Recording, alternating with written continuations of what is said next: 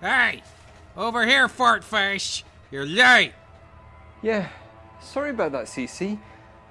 This place is kinda hard to find. That's why I chose it. I'm a cat. I like to hide places. Right, so, do you have what I'm looking for? Awesome. Not so fast, Myles. You know what I want in return. Yes, of course. As we agreed, I've got 2 tins of Fancy Feast, and I've got this bird toy that when you hit it, squeaks. 4 kids. That wasn't part of our deal, CC. I'm altering the deal. Pray I don't alter it any further. Okay, right. I've got a deal for you. I've got 3 tins. How about that? And this one is Mexican liver fun time feast. Really? Well, that's good shit. Awesome. Okay then. Thanks, CC. Thanks for this. Nice doing business with you, Myles.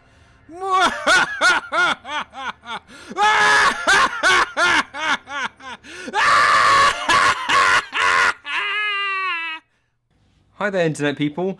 Now, I'm sure you have many questions for me. The first one probably is, who the hell are you? Well, my name is Myles Power, and like the Lord's chosen cat, I'm also a YouTuber. Only my YouTube channel is dedicated to debunking pseudoscience with, well, regular science. The second question I'm sure you have is, what is in this envelope that CC gave you? Well, it is a Creationist pamphlet. Now, the third question you're probably wondering is, why did I want this so badly? Well, you see, I'm a bit of a collector of quack crap, and my room is slowly turning into a monument for all the half-baked and stupid ideas people have had over the past 2 centuries. This is why I wanted this so badly, because I wanted to add it to my collection. And believe it or not, creationism is not really a thing over here in the UK, so this kind of stuff is really hard to come by. Creationism, for those of you who don't know, is the idea that the universe and life originated from a specific act of divine creation, as opposed to the scientific conclusion that they came about through natural processes. Now, when I first got this pamphlet from CC, I read it from cover to cover, hoping to read some rather interesting creationist arguments, but unfortunately, that's not what I found. Instead, I found 40 pages just attacking the theory of evolution from a person who doesn't understand the theory of evolution. Now, you're probably thinking, Myles, you were ripped off by CC. There's no way this thing is worth 3 cans of Fancy Feast and a squeaky toy. And I say, aha, those weren't cans of Fancy Feast. I tricked CC. Oh, pretty little toy birdie. Have you accepted Jesus Christ as your personal Lord and Savior? Stop thinking it over, Creationist cat. Oh, that's not very wise, little squeaky toy. Do you want to burn in hell? Maybe. I just love shitting, and I don't want to be a cannibal for my sins. Well, sounds like Mr. Squeaky Toy is gonna roast eternally on the lake of fire. No, please, I take it back. No, too late, you dumb son of a bitch. You made your bed, now burn in it. Oh, Lord, why have you forsaken me? Wait a second. That dojo brain fart knocker deceived me! I'm gonna get you, you friggin' regressive hellbound jerk-faced cuck! Now, I'm sure a lot of you out there are probably thinking, how does the person who wrote this pamphlet not understand the theory of evolution? And to you people I say, stop asking so many bloody questions, that's 4 now. Anyway, in this little pamphlet, basically, they seem to have the impression that everything that we see here today is the end goal, and everything was just evolving to it. Okay, I'm not making any sense here, I know. It's kind of hard to explain, so I think it's probably best that I give some examples. So in the part where it talks about what came first, the chicken or the egg, which I'm sure as all of you know that the egg came first, because chickens are descendants from dinosaurs. They really got the short straw there, didn't they? Anywho, let's have a read. If a male and female had to take millions of years to evolve, how did life go on? How soon was the first baby born? Did pregnancy work first time? If not, was the baby dead? Or how about this one? Bees need plants for food. Plants need bees to reproduce. How did plants needing insects for pollination live if insects had not been made? The evolution of sexual reproduction is a fascinating one because on the surface you would think it would put an organism at a disadvantage. Here you'd have an organism where roughly about 50% of its population are unable to produce offspring themselves, but it's really quite popular among multicellular life forms. So why is that the case? And why is it that some organisms out there that could reproduce sexually now have lost that ability? These are interesting questions with interesting answers, and just saying that God did it is just boring. Also, the interesting thing about this pamphlet is that it doesn't really give a proper argument to why God did it. It just pokes holes, or tries to poke holes, at evolution and kind of hopes that you will fill those gaps in with God, but that's not the case. Because let's say that every scientist is wrong about evolution, abiogenesis, what have you. Just because they're wrong doesn't mean that you're right in saying that your own brand of God did everything.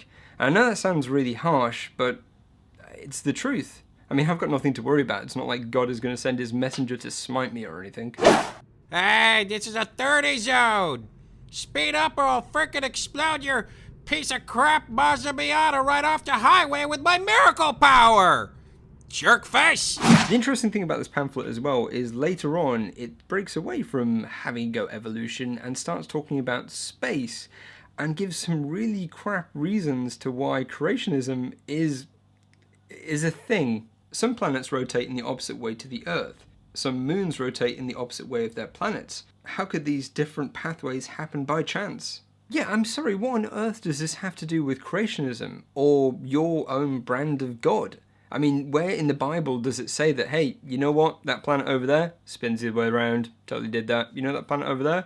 Gonna spin it on its side. Yep, and those moons? Wrong way.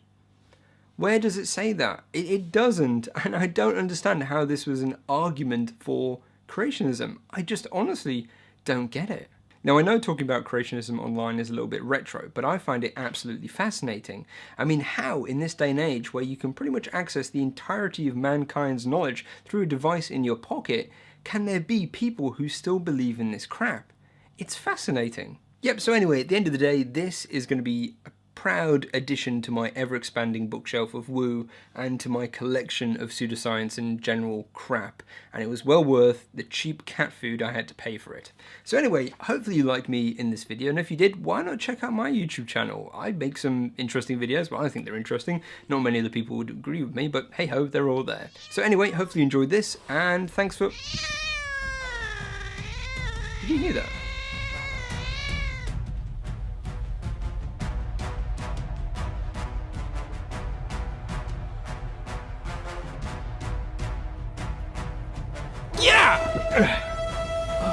Your science won't save you now, asshole! Just these claws, bitch! Take that, you Doctor Who watching, tea and crumpets eating motherfucker! Ah! Ugh! Ah! Take that! Okay. I'm sorry, Cece. I shouldn't have deceived you. I should have got you a fancy feast. I know. I'll go to the shop now. I'm sorry. You don't ever mess with the Lord's chosen cat, Myles. You got that? Okay, I'll go get it now. Sorry. Shodomites! Lord's chosen cat Cece here, and I hope you enjoyed this super duper special collab with Mr. Myles Power. And, I don't typically allow my worthless human slave to defile this channel with a reminder of his putrid existence, but he has a little something to freaking say, so I guess I'll just let him say it. Thank you, Cece, for that very thoughtful intro. And hey guys, I just want to say, check out Myles Power. He's got some top-notch science and debunking videos. We're going to have a link, not just to his channel down below in the Christ box, but also a fairly epic playlist of videos that Myles did on the topic of 9/11 conspiracies, which I happen to think are the benchmark for videos on this issue. Super entertaining and informative. Please check them out. Also, Myles co-hosts the League of Nerds podcast, which I recently had the pleasure to guest on, and we talked about the real exorcist Bob Larson, who, in case you guys have forgotten, it's this guy right here.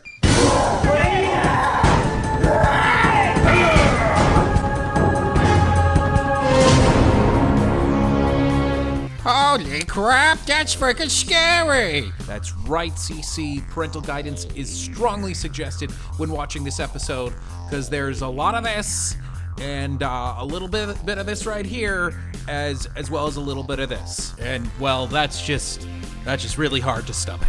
Folks, don't forget we have a buttload of awesome stuff at CC's Teespring. You can get 3 albums worth of CC music with any purchase. Thank you to the Legion of Extraordinary Shodomites, because without you, I'd be doing just horrible, demeaning things. I don't even wanna Let's just cut to the chase here. He'd be sucking dick for cheeseburgers and selling his kidneys for a pack of Twizzlers on the black market or something. It's true. What he's saying is true. I'm not ashamed to say it.